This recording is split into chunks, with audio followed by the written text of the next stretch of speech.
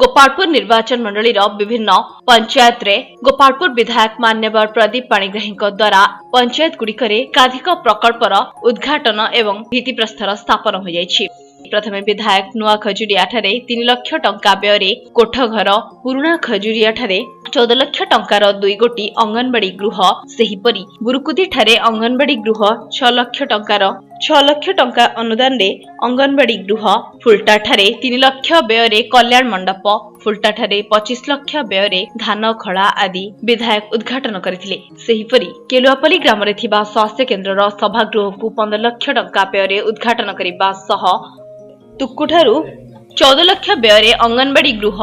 कल्याण मंडप 35 लाख टंका व्यय एवं केलुआपल्ली ग्राम रे थिबा ठाकुराणी मंदिर कल्याण मंडप 14 लाख टंका व्यय अंगनवाड़ी गृह, कल्याण मंडप और 35 लाख टंका व्यय एवं केलुआपल्ली ग्राम रे थिबा ठाकुराणी मंदिर कल्याण मंडप 1,70,000 टंका व्यय करा जायथिला। एही कार्यक्रम रे मान्यवर विधायक सह तांको धर्मपत्नी श्रीमती सुजाता पाणिग्राही, ब्लॉक उपाध्यक्ष अजित कुमार दास, युवा नेता श्रीनु रेड्डी, ब्लॉक सभानेत्री विष्णुप्रिया नायक समेत शताधिक बीजेडी कर्मी उपस्थित थिले।